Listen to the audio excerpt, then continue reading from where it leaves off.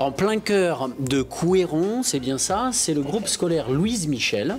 J'ai Madame Rougeau qui est juste à côté de moi. Vous avez été élue à la mairie, alors allez-y, prenez le micro, je vous en prie. C'est l'école Louise Michel, c'est bien ça? C'est ça, on est sur le site scolaire Louise Michel Rosorin, avec l'école maternelle Rosorin et l'école élémentaire Louise Michel, et on a un restaurant scolaire pour le site scolaire. Très bien, vous Madame Rougeau, vous êtes élue à l'éducation. Tout à fait.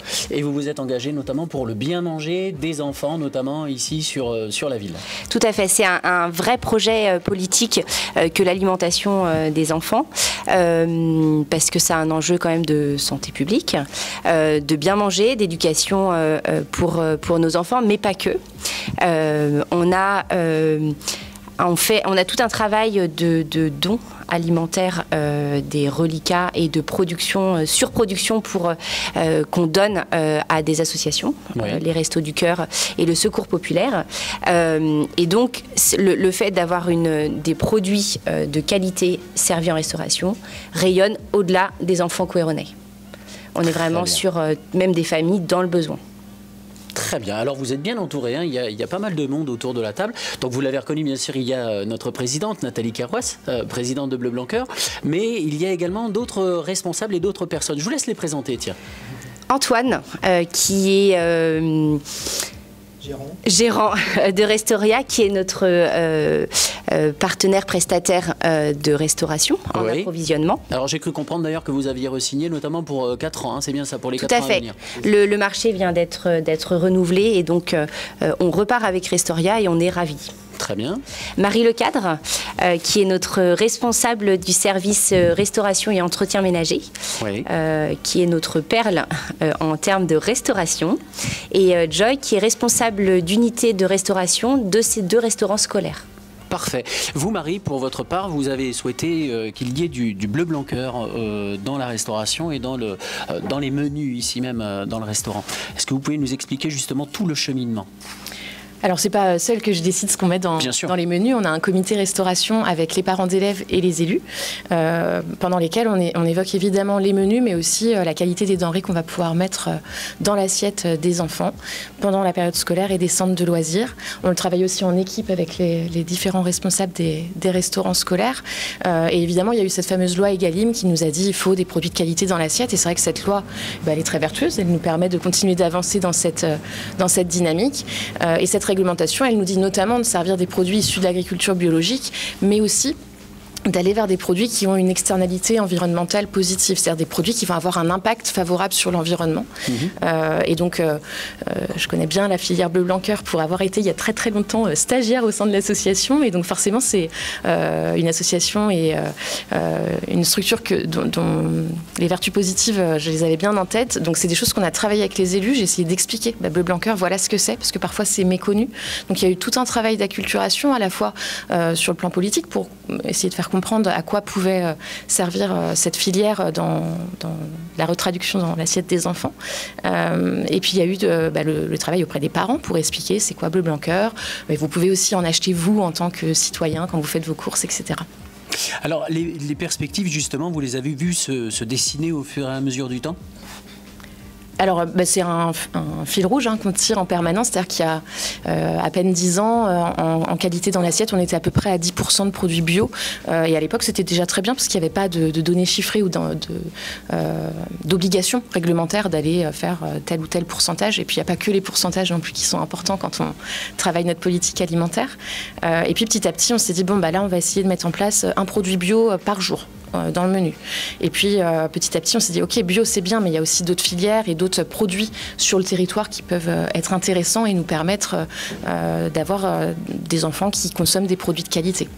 Et donc petit à petit, on a continué d'aller chercher des producteurs. Et ça, c'est tout le partenariat qu'on peut mener, notamment avec Antoine de Restauria, la rencontre des producteurs, savoir sur le territoire qui produit des denrées, notamment Bleu Blanc Cœur, qui vont permettre d'améliorer la qualité nutritionnelle de ce qu'on propose aux enfants. Très bien, Antoine, justement, vous allez reprendre le micro et nous dire justement quels sont les producteurs à qui vous faites appel pour restaurer les enfants ici. Oui, bien sûr. Restauria a référencié référencé depuis déjà pas mal de temps un producteur de lait du département, à savoir En Direct des éleveurs, à côté de Clisson.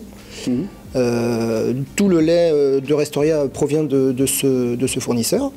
Et puis bien sûr, il n'y a pas que lui. On a référencé aussi un GAEC assez important qui se trouve à Saint-Liphard, en Brière, qui nous fournit du lait, des fromages blancs, des yaourts, des fromages. Très bien.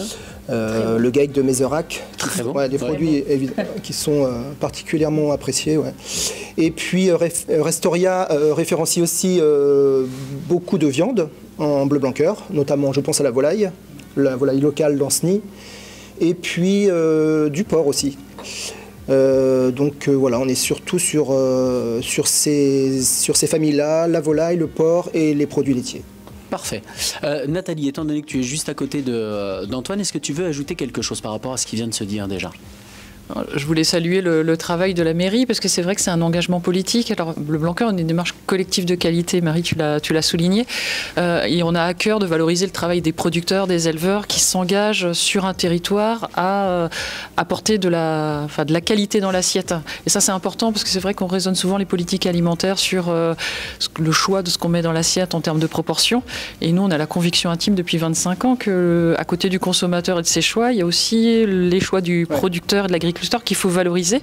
Et quand je vous entends, c'est vrai que c'est une fierté aussi de voir votre politique alimentaire sur la ville, cette responsabilité qui est affirmée et affichée, de mieux nourrir les enfants. C'est la première étape de la vie, et bien manger, ça commence dès le plus jeune âge, parce que si on veut rester longtemps en bonne santé, soutenir l'agriculture locale, créer de la valeur sur le territoire, je trouve remarquable le travail que vous faites, et notamment tout le travail de pédagogie. Sur Egalim, ça aurait pu être un obstacle, vous l'avez largement franchi, vous nous avez accompagnés.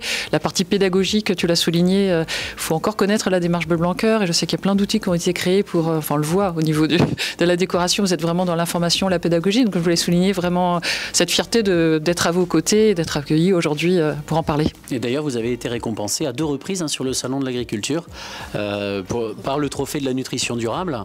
Clotilde, si vous souhaitez en dire quelques mots. Une fois. Une fois. Bon, vous en êtes peut-être bientôt à 2 alors. C'est ça. Ou alors on ne le sait pas. C'était ça. Effectivement, on a été récompensé l'année dernière au Salon de l'Agriculture sur l'alimentation durable. Ça a été une vraie fierté, parce que on ne fait pas les choses pour avoir les récompenses, mais en fait c'est un juste retour de notre engagement au quotidien, de notre engagement pas pour nous, de notre engagement pour les enfants qui déjeunent tous les jours. Et pour nous c'est à cœur, et effectivement de pouvoir soutenir une filière, c'est hyper important. On est sur un territoire avec beaucoup de terres agricoles. Et donc c'est important de faire ce lien entre la terre et l'assiette.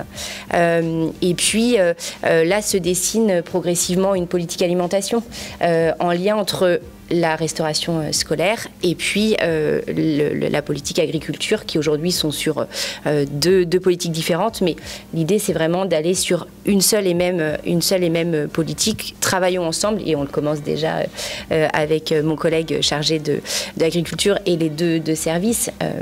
Travaillons ensemble pour permettre de soutenir les agriculteurs, de soutenir nos producteurs, tout en permettant à nos enfants couéronnais, mais pas que, comme je disais, parce qu'on a aussi des familles dans le besoin, d'avoir des produits de qualité et de bien manger. Et de travailler également à l'éducation des enfants. Mais Nathalie, tu voulais rajouter quelque chose ?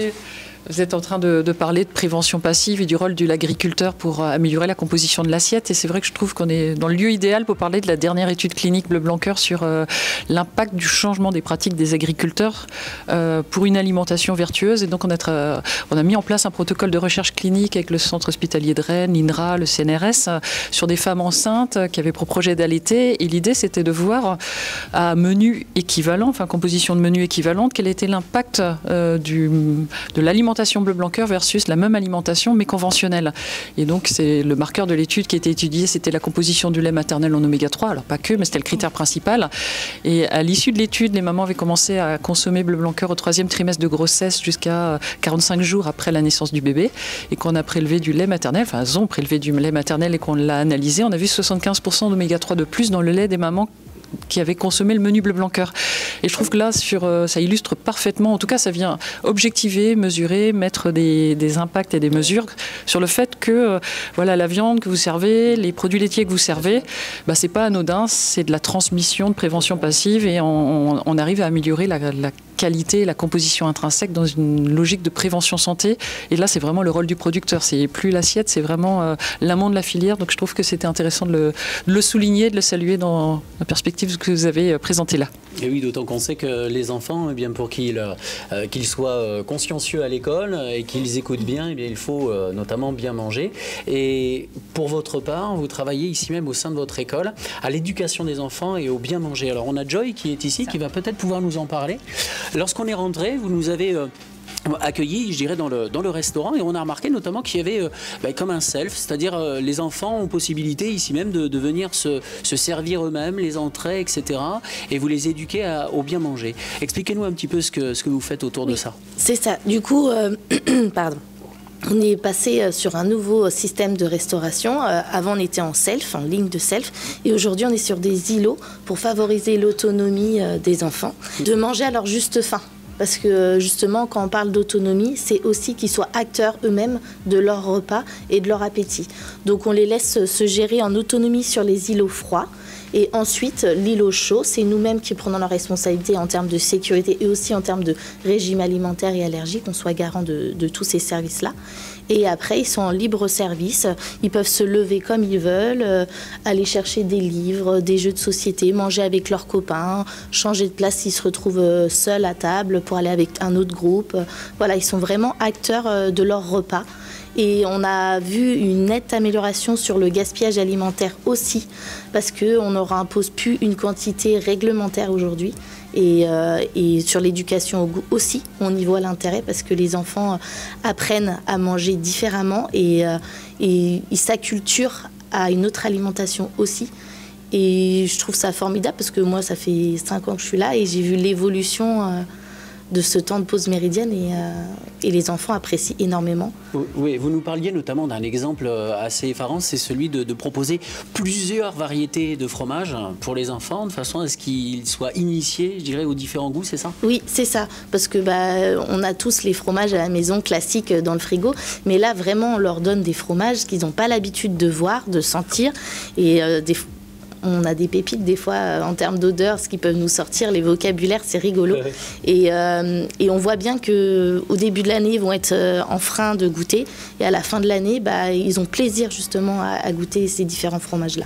Et l'éducation, est-ce que ça va au-delà de l'école? Est-ce que vous allez par exemple visiter les éleveurs? Est-ce que les éleveurs viennent ici à l'école pour présenter ce qu'ils font ou pas? Alors sur mon site, on n'a pas cette chance-là, mais il y a d'autres sites qui ont la chance d'avoir des fermes à proximité, avoir des animateurs aussi qui ont des gros projets sur ça. Donc nous, on en a d'autres qui sont différents, mais c'est pareil, on est dans l'éducation au goût, mais sous différentes formes.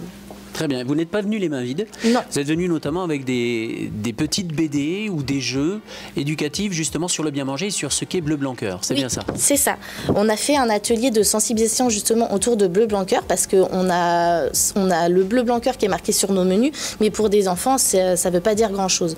Donc du coup, on l'a illustré sous format BD qu'on nous a gentiment transmis, et on a pu donner ces petites BD-là le temps du midi aux enfants et leur expliquer pourquoi Bleu Blanc Cœur, qu'est-ce que ça voulait dire. Et là, ça y est, on sait que ça a marqué les esprits. Après, ça reste des enfants, donc on a besoin de répéter les choses plusieurs fois.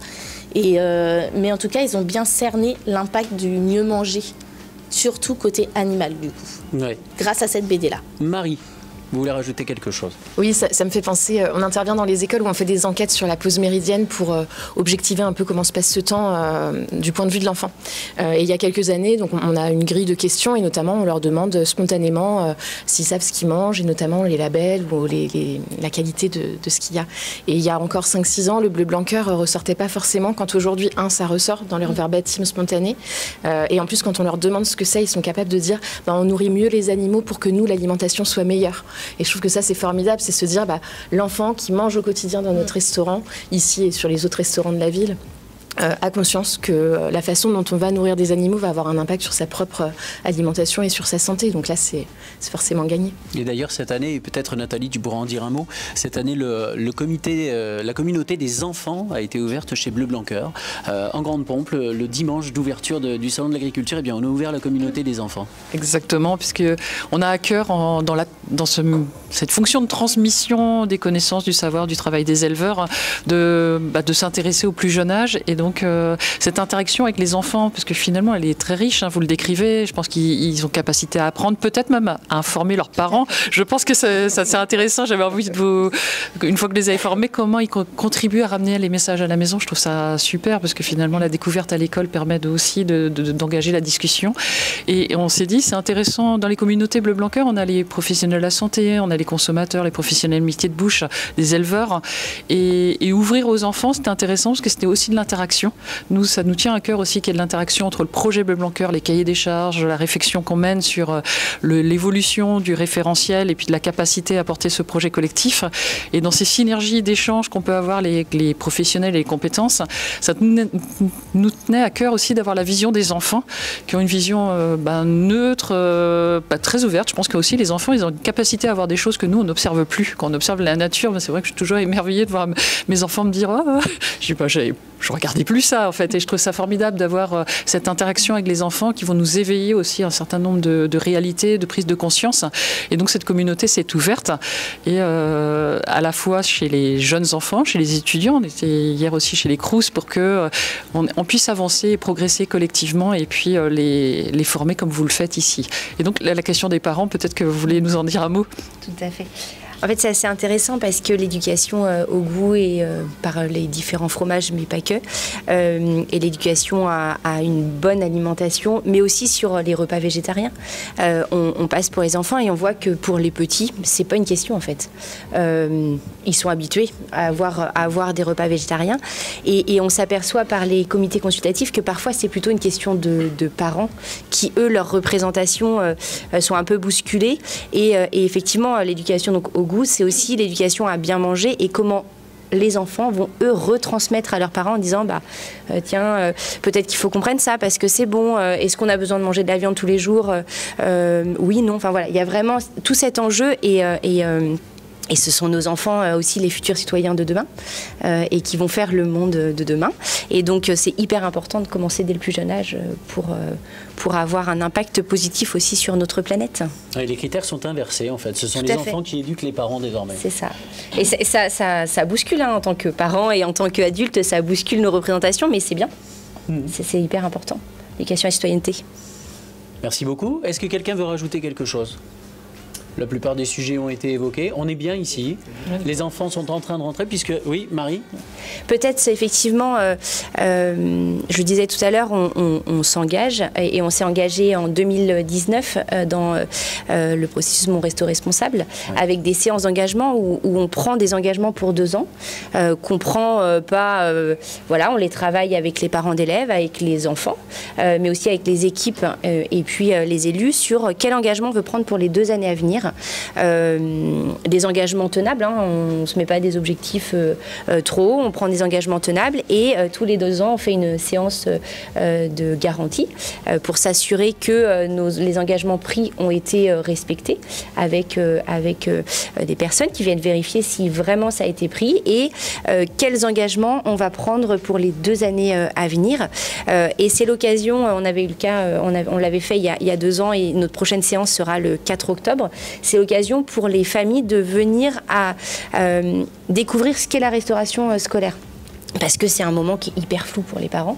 Ils aimeraient savoir tout ce qui se passe, mais ils ne sont pas là. C'est un moment sans parents, mais ils entendent leurs enfants dire « Ah, c'était bon, parfois c'est meilleur que chez nous. » Voilà, c'est un peu frustrant pour les parents, mais ils ne se rendent pas compte de ce que c'est. Et donc cette séance nous permet vraiment de pouvoir montrer ce qu'on fait, quels sont nos engagements aussi auprès de filières comme Bleu Blanc Cœur, comme Bio. Enfin voilà, on a des producteurs qui viennent à cette séance. Et puis, on fait des ateliers cuisine parents-enfants et on fait déguster un peu nos plats phares que les enfants, les parents entendent en disant « Ah, j'ai mangé ça, c'était super bon ». Et ils se rendent compte de la qualité gustative, de la qualité nutritionnelle et c'est hyper important. Enfin voilà, on a eu des retours hyper importants. On avait eu la présence d'une maman avec sa petite fille qui allait rentrer à l'école et qui s'est dit ma fille va rentrer à l'école, qu'est-ce qu'elle va manger? J'ai besoin pour me rassurer de savoir. Et aujourd'hui, elle est engagée dans le comité consultatif restauration. Donc ça veut dire qu'on l'a touchée et on l'a embarquée dans notre projet. Donc cette séance du 4 octobre, elle est hyper importante et elle permet vraiment de montrer ce qu'on fait et que notre engagement, c'est pas qu'un choix politique, c'est vraiment sociétal et au bénéfice de nos enfants et au-delà de ça. Merci beaucoup, merci pour eux. Nathalie, tu veux rajouter quelque chose? Je pense que c'est bon. Non. Alors merci Clotilde, merci Marie, merci Joy, merci Antoine. Merci de nous avoir accueillis ici.